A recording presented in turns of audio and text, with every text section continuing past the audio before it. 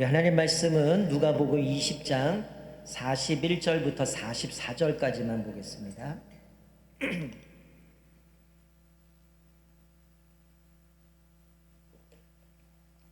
누가복음 20장 41절부터 44절 우리 한 절씩 교독하겠습니다. 누가복음 20장 41절부터 44절 우리 한 절씩 교독합니다. 제가 41절 봉독합니다. 예수께서 그들에게 이르시되 사람들이 어찌하여 그리스도를 다윗의 자손이라 하느냐.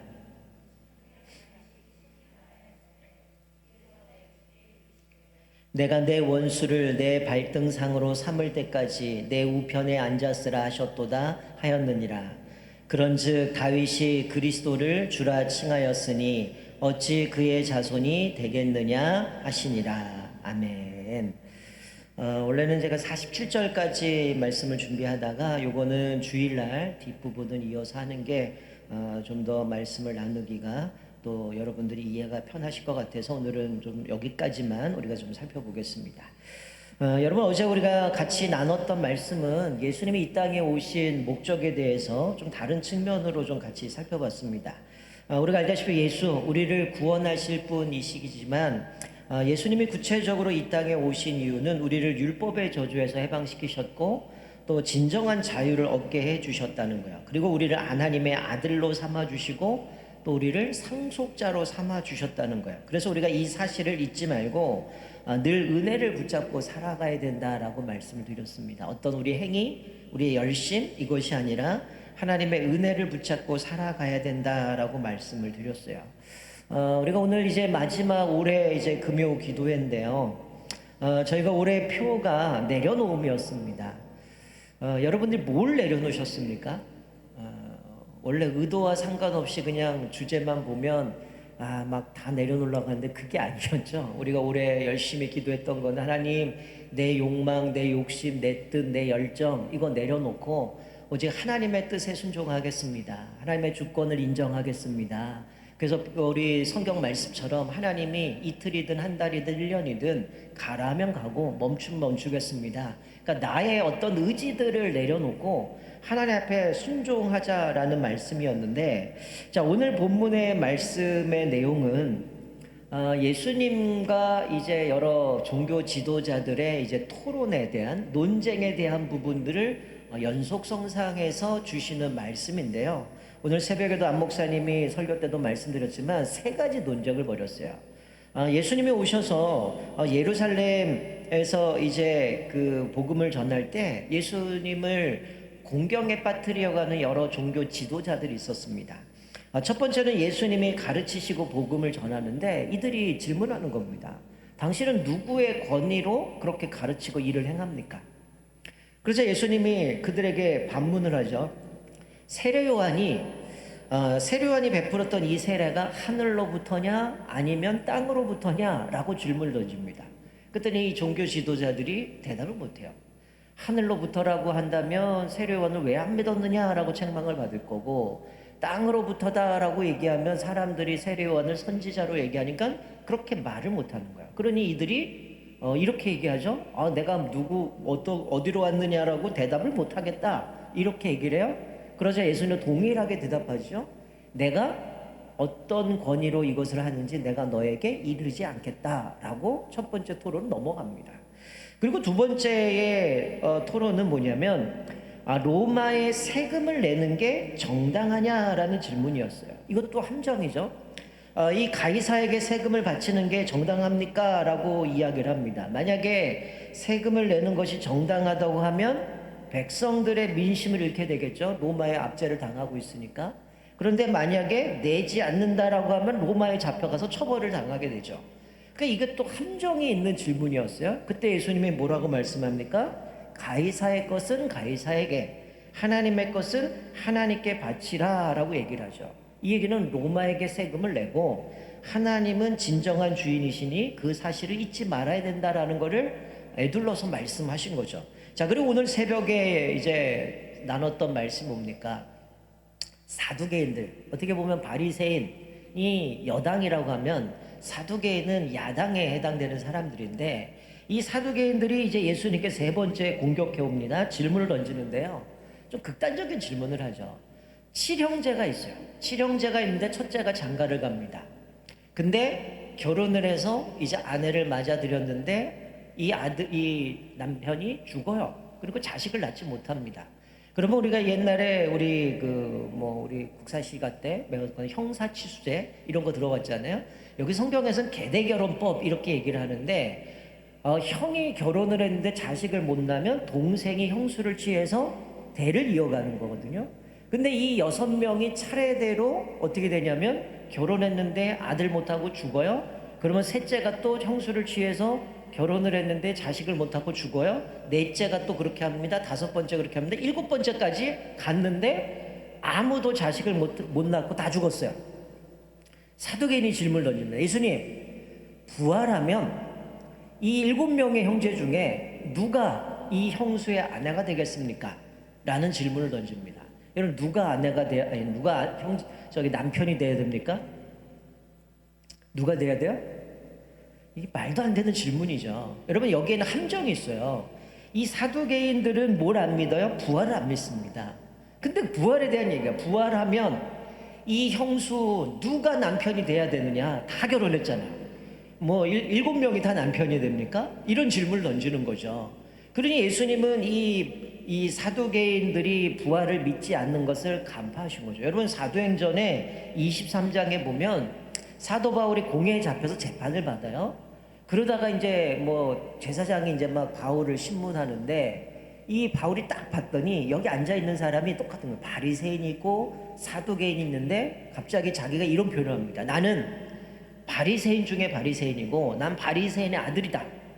그런 내가 지금 신문을 받고 있는 건 뭐냐면 바로 우리의 소망인 부활 때문에 내가 이 신문을 받고 있다라는 얘기를 던지는 거예요.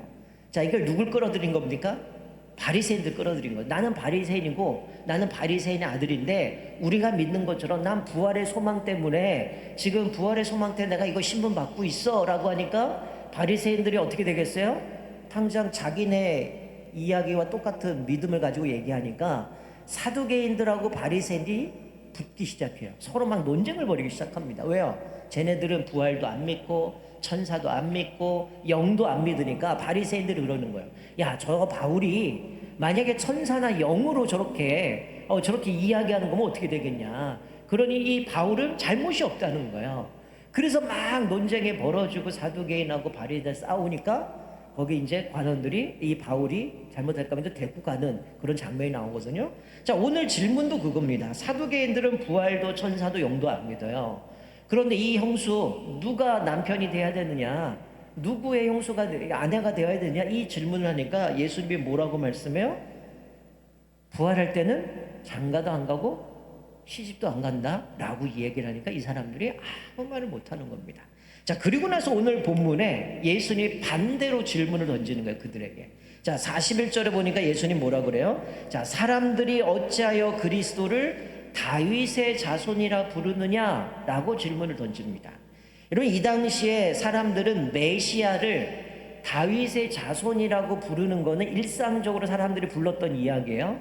그러니까 예수님이 어떻게 다윗의 자손이라고 사람들이 그리스도를 다윗의 자손이라고 이야기하느냐? 42절의 말씀에 보니까 다윗은 어땠다는 거예요? 그리스도를 주라고 고백했다는 거예요.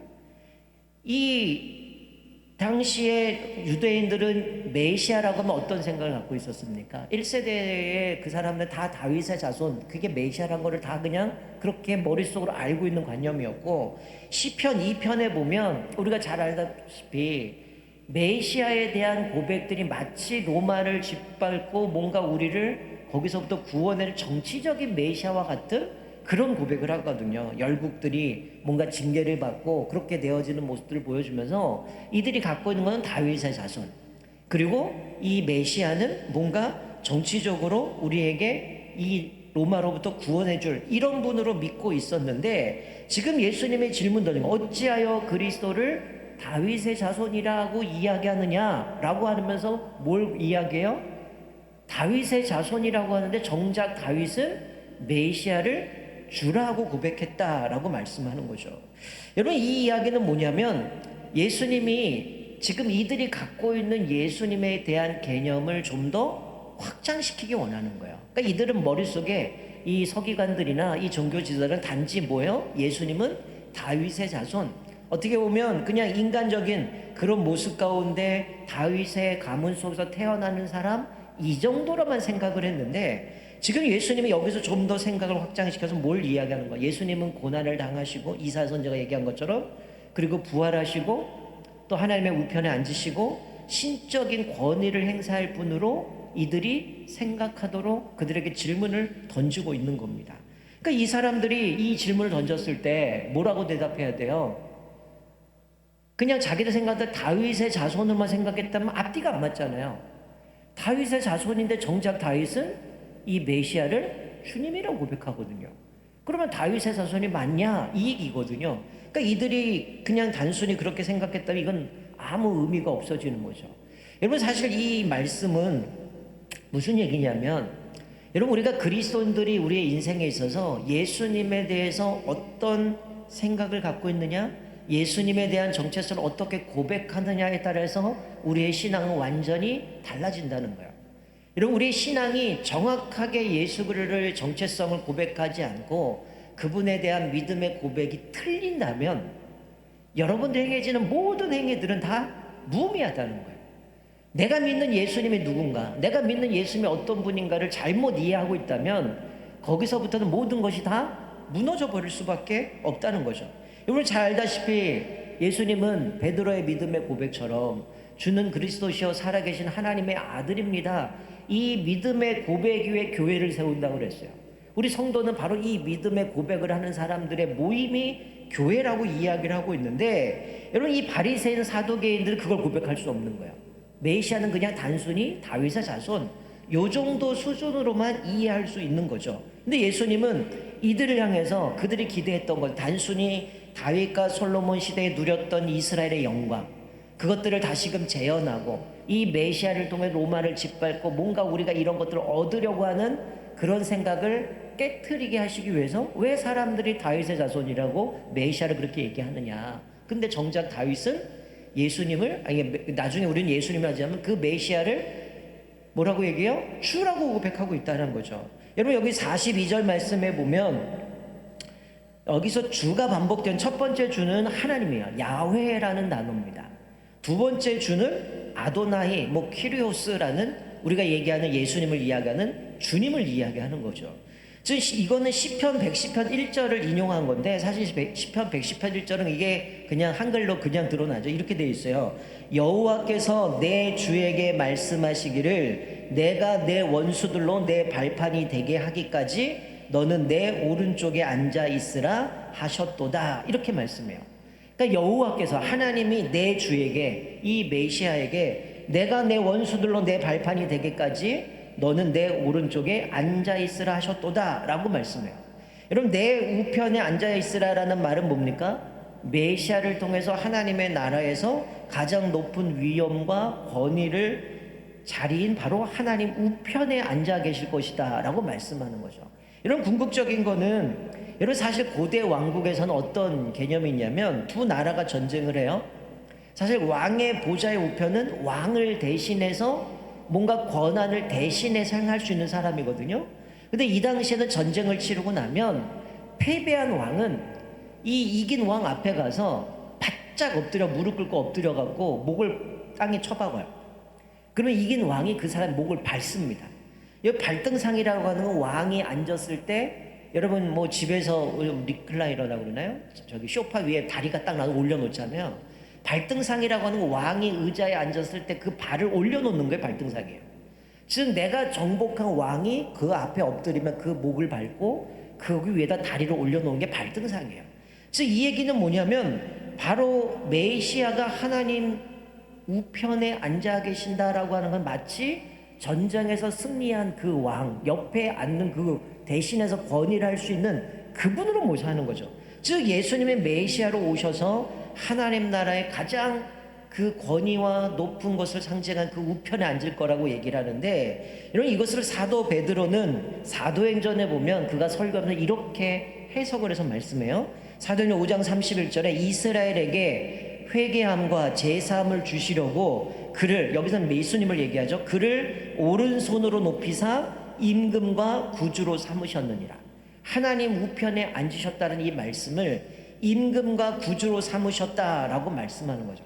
내가 내 원수를 내 발의 발등상에 둘 때까지라고 하는 거는 예수님이 이미 우리는 알다시피 십자가에서 죽으시고 사망 권세를 깨뜨리시고 부활하심을 인하여 사단의 그 권세를 하나님이 깨뜨리시고 승리하신 그것의 최후 정복을 묘사하고 있는 겁니다. 여러분, 지금 여기서 이야기하고 있는 거는 바로 예수님이 이 땅에 오심으로 우리가 신학적으로 얘기지만 하나님의 나라는 시작이 됐어요.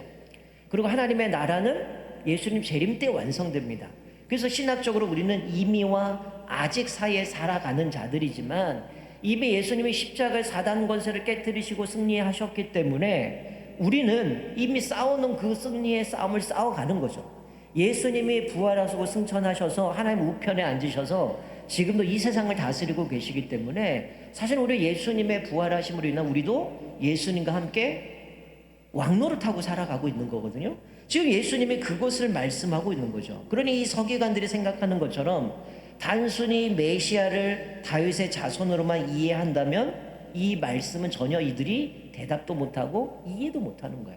근데 예수님은 바로 이것을 좀 확장해서 이야기하는 겁니다. 앞에서는 계속 예수님 당신의 권위가 뭡니까? 누구 권위로 이런 얘기를 합니까? 또 가이사에게 바치는 게 합당합니까? 라고 할 때 가이사 건 가이사 주고 하나님은 우리의 주인이심을 인정하라는 거예요.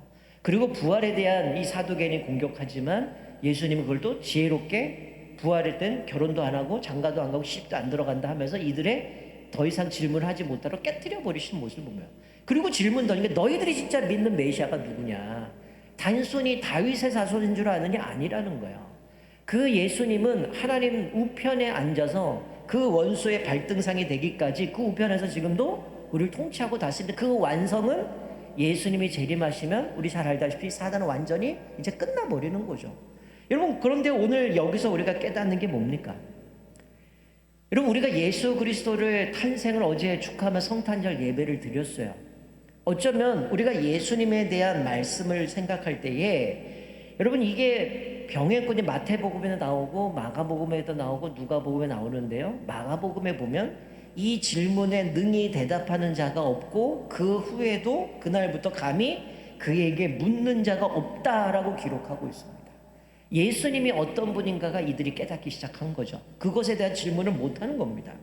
여러분, 우리가 이 말씀을 보면서 저는 드는 생각이, 제가 어제도 말씀을 나눴던 부분이, 우리가 성탄절 하면 예수님이 우리를 구원하러 이 땅에 오셨구나, 이거 다 알아요. 근데 진짜 중요한 건 성탄절 이후에 우리는 어떤 삶을 사냐는 거죠. 여러분, 우리가 올해 마지막 이제 금요 기도를 하면서 오늘 이 말씀을 같이 살펴본 이유는 내일 큐티 본문이긴 하지만 이 말씀을 묵상하면서 그 생각이 들었어요. 우리는 과연 예수님을 제대로 고백하고 있는가? 예수님을 제대로 인정하고 있는가라는 거죠. 나를 위해서 구원해 주셨는데 사실 우리가 예수를 왜 믿습니까? 여러분, 내가 예수님을 위해서 왜 여러분들 헌신하고 봉사하고 섬깁니까? 여러분, 동기가 뭔지 분명하게 우리를 확인을 하셔야 돼요. 여러분, 내가 예수를 믿는데 그 이유가, 예수에게 내가 예수님 앞에 이렇게 봉사하고 헌신하고 섬기면 그 대가로 뭔가 예수님이 나에게 뭔가 주시겠지, 하나님이 내 인생을 어떻게 해주겠지, 이거라면 여러분들이 이 사람과 똑같은 겁니다. 예수님이 오시면 로마를 짓밟고 나에게 뭔가 큰 자리 주고 그때 잃어버렸던 다윗의 솔로몬의 영광을 나에게 주시겠지. 여러분, 우리가 예수를 믿는 이유가 뭡니까? 예수님을 이용해서 내가 뭔가를 얻으려고 예수를 믿습니까? 이거 아니잖아요. 우리가 예수 믿는 이유가 뭡니까? 허물과 죄로 죽었던 우리, 어제 살펴본 거죠. 율법의 노예로 더 이상 저주받아서 아무것도 할 수 없는 우리들을 해방시켜 주셨고 하나님의 자마 삼아 주셨고 하나님께서 우리를 상속자로 삼아 주신 그 은혜가 너무 크기 때문에 뭐 하는 거예요? 그 은혜가 감사해서 주님을 섬기는 거예요. 예수님을 이용해서 내가 뭔가 출세해야지, 내가 예수님을 위해서 내가 뭔가 이게 기도하면 내가 지금 고민하고 있는 염려들이 해결되겠지, 그걸 위해서 예수님을 섬기는 게 아니에요. 그게 뭡니까? 샤머니즘이잖아요. 내가 열심을 내서 복채 갖다 주고 열심히 돈 닦고 열심히 빌면 그 결과로 대가로 뭔가 나에게 신이 부처가 뭔가 나에게 샤머니 뭔가 나에게 그렇게 빌어주면 뭔가 없겠지. 여러분 이게 세상의 이치들이잖아요. 근데 수많은 그리스도인들이 마치 똑같은 모습으로 살아갑니다. 우리 마음속에 예수님은 만왕의 왕이시고 주님이라고 고백하고 있지만 정작 우리의 일상생활 속에서는 자꾸만 예수님을 마치 알라딘 램프처럼 내가 필요할 때 이용하고 뭔가 위기 때만 예수님을 찾는 우리들의 모습을 발견할 때가 많다는 거예요. 어쩌면 이 서기관들, 바리새인들, 사두개인들은 어떻습니까? 누구보다 율법을 잘 알고 나름대로 종교 지도자라고 얘기하는 사람들이지만 예수님에 대해서 오해했다라는 거예요. 제가 어제도 영상을 보여드리고 사진을 보여드렸지만 이런 거기가 예수님이 태어난 곳이라고 해서 유대 땅에 가면 그들은 예수 믿지 않잖아요. 왜? 자기들이 생각했던 정치적인 메시아가 아니었기 때문에. 다윗의 영광, 솔로몬의 영광을 주셔야 되는데 예수님 오셔서 종의 모습으로 비참하게 오셔갖고 그렇게 죽는 모습을 보면서 아, 이 사람은 메시아가 아니구나, 그냥 선지자 중에 하나인가 보다, 그렇게 살아가잖아요. 그럼 어쩌면 우리도 그럴 수 있어요. 예수를 믿는다고 하는데 나는 예수님을 섬기는 게 우리 주의자에 내려놓음처럼 내 욕망, 내 열정, 내가 원하는 그 뭔가 이상을 얻기 위해서 주님을 섬기고 있다면 오늘 예수님께서 질문을 던졌던 이 사람들처럼 왜 메시아를 다윗의 자손이라고 얘기하나 이해를 못하는 거야. 여러분 좀 전에도 우리 찬양했잖아요. 이스라엘 왕, 이스라엘만의 왕이 아니잖아요. 우리 모두의 왕이시고 우리에게 유일한 주님이시라는 거야. 우리가 그 예수 그리스도 나의 주인으로 고백하는 사람도 어떤 삶을 살아야 됩니까? 그분이 나의 주인이시고 그분이 나의 생명을 구원해 주신 분이라면 그분을 위해서 뭔가 이용하려고 하는 것이 아니라 그분을 위해서 나는 기꺼이 뭐든지 다 드릴 수 있는 거야. 여러분 많은 사람들이 착각하며 살아갑니다.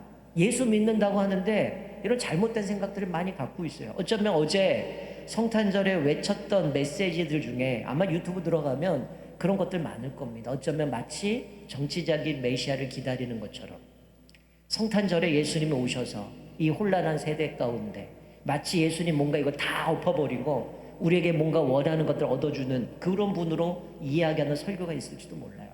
수많은 사람들이 그렇게 살아가요. 예수 믿지만 우리의 주인이시고 또 우리의 왕이시고 그분이 우리를 구원하시기 위해서 그렇게 낮은 자리로 내려가셔서 죄인의 모습으로, 죄는 없지만 십자가에 죽기까지 복종하신 이유가 뭡니까? 내가 받아야 될 율법의 저주를 해결하기 위해서 인간의 모습으로 오셔서 십자가에 죽으시고 고난당하시고 그렇게 하심으로 우리를 자유케 하셨는데 우리는 정작 그 주님을 주인으로 고백하면서도 정작 또 뭐합니까? 사실 우리가 읽지 않은 말씀이 뭡니까? 서기관, 바리새인들, 종교지도자들 뭡니까? 주님을 주인으로 인정하는 게 아니라 자기가 주인이에요.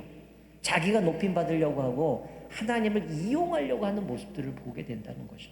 여러분 우리가 오늘 말씀을 보면서 한번 우리의 삶을 돌아봤으면 좋겠어요. 올 한 해도 내가 주님을 나의 왕으로 주인으로 고백하며 살아갔지만 정작 진짜 내 삶 가운데 그분을 인정하고 그분에게 순종하고 있냐는 거예요. 어쩌면 우리도 계속 이용하려고만 합니다. 아, 주님 앞에 기도하면, 주님 앞에 내가 이렇게 봉사하면, 아, 내가 이렇게 하면 하나님의 그 대가로 나에게 뭔가 주겠지. 예전에 어느 가스펠 가수 중에 노래 부른 게 그거였어요. 아, 내가 이 대가로 맛있는 소금이라는 찬양이 있어요. 내가 이렇게 봉사하고 헌신한 대가로 그 결과 하나님이 나 이렇게 해주지 않겠나? 이거에 대한 가사로 쓴 곡이거든요. 여러분 어쩜 우리가 많은 사람들이 지금도 그렇게 믿고 있어요. 예수 믿으면 복 받고 예수 믿으면 부자 되고 예수 믿으면 형통하게 된다. 성경은 그렇게 얘기하지 않습니다. 여러분이 생각하는 복은 물질적인 복일 거예요. 성경은 우리에게 복을 그렇게 얘기하지 않거든요. 여러분 사실 성경이 우리에게 얘기하는 게 뭡니까? 예수 자체가 복이에요. 예수님 자체가 복이고 예수님 자체가 우리에게 형통한 겁니다. 요셉처럼 하나님이 함께 하심으로 형통하게 됐는데 어떻게 감옥에 갇혔는데 형통합니까? 어떻게 팔려갔는데 형통합니까? 근데 우리는 형통이라고 생각하면 부자자고 내가 꿈꾸는 게 잘 돼야 형통하게 되는 거죠. 여러분 요즘 시대에 가장 안타까운 건 뭐냐면 우리 교회는 좀 그러지 않았으면 좋겠네요. 주변에 이제 아이들이 고등학교 진학을 해요. 대학교를 진학을 합니다. 근데 왜 이해가 안 가는 거는 서울대 가면 야 믿음 좋다고 얘기하는데 왜 지방대 가면 믿음 좋다고 얘기 안 하죠? 우리 서울에 그게 있는 거야. 아주 성공주의가 있는 거예요. 예수 믿으면 뭔가 내 인생은 펴져야 되고 여러분 그러면 이 세상에 예수 믿는 사람은 다 1등이면 어떻게 될까요? 그 2등, 3등, 4등은 누가 할 겁니까? 근데 우린 자꾸만 세속적인 가치관에 의해서 예수 믿으면 뭔가 우리가 만들어 놓은 그런 허상들을 쫓아 살아갈 때가 많다는 거예요. 오늘 예수님이 그걸 깨뜨리는 겁니다. 너희들 그냥 인간 예수, 그냥 메시아가 오면 단순히 다윗의 자손이라고 생각하는데 어떻게 다윗이 그렇게 할 수 있느냐. 여러분 다른 본문을 보면 뭐라고 얘기해요? 다윗이 성령의 감동함으로 예수님을 메시아를 주라고 고백했다는 거예요. 다윗은 그것을 알았기 때문에 이 메시아에 대해서 주님이라고 고백한 거라는 거죠. 여러분 우리가 그것을 믿음으로 받아들인 사람들입니다. 그러면 우리 인생은 내가 주인의 자리에 서서 내가 뭔가 영광받고 예수님 이용해서 내가 뭔가 얻으려고 하는 것이 아니라 그분을 인정하고 순종하고 그분 앞에서 우리가 걸맞는 삶을 어제 말씀드린 것처럼 살아내야 된다는 거예요. 우리가 오늘 이 마지막 이 말씀을 살펴보면서 나는 올해 한 해도 살아오면서 정말 예수님을 왕으로 모셨는가? 예수님의 그 말씀에 온전히 순종했는가? 아니면 예수님 따라오세요. 이거 해결해 주세요. 이거 해결해 주세요. 내가 원하는 대로 예수님을 몰고 가고 기도 응답도 내가 원하는 방식으로만 해결해 줘야 기도 응답으로 우리가 생각하고 있는 것은 아닌지 다시 한번 돌아보면서 우리가 어제 나눴던 말씀 또 오늘 말씀을 돌아보면서 우리에게 유일한 구원자는 예수 그리스도밖에 없고 예수님만이 우리에게 유일한 주님이시라는 거예요. 그러면 우리는 그분의 말씀에 순종해야 되고 내가 그분을 이용할 것이 아니라 주인이 시키는 대로 주인이 원하는 대로 살면 되는 겁니다. 그러면 우리의 나머지는 주님이 책임져 주신다는 거예요. 자꾸만 이용해서 뭔가 하려는 것이 아니라 그 예수 그리스도를 분명한 믿음의 고백을 통해서 우리가 이런 믿음을 세워갈 때 그 이후에 따라가는 모든 것들이 의미가 있는 것이지 오늘 이들처럼 그냥 단순히 인간 다윗의 자손으로 오실 메시아 그러니 내가 생각하는 정치적인 메시아가 아니라 이분은 메시아가 아니야. 그래서 또다시 메시아를 기다리고 있는 그 유대인들처럼 어리석은 삶이 아니라 이미 이 땅에 오셨고 예수님 재림을 통해서 완성될 그 하나님의 나라를 꿈꾸며 우리가 다시 한번 내가 믿는 주님이 어떤 분인가? 그리고 내가 주님을 어떻게 섬기고 있는가? 우리들의 삶을 다시 한번 돌아보면서 우리가 이제 올해 얼마 남지 않았지만 다시 한번 그 예수 그를 바라보면서 우리 주제처럼 내가 포기해야 될 게 뭔가? 내가 노래해야 될 게 뭔가? 하나님 앞에 나의 욕망, 내가 꿈꾸는 이상 그것이 아니라 주님이 원하신다면 이틀이든 한 달이든 1년이든 믿음으로 순종하고 따라가고 믿음으로 멈출 수 있는 그런 믿음의 삶이 되어져서 여러분의 삶의 진정한 주인은 예수님임을 날마다 고백하고 그 자녀답게 믿음으로 살아가시기를 주님의 이름으로 축원드립니다. 아멘.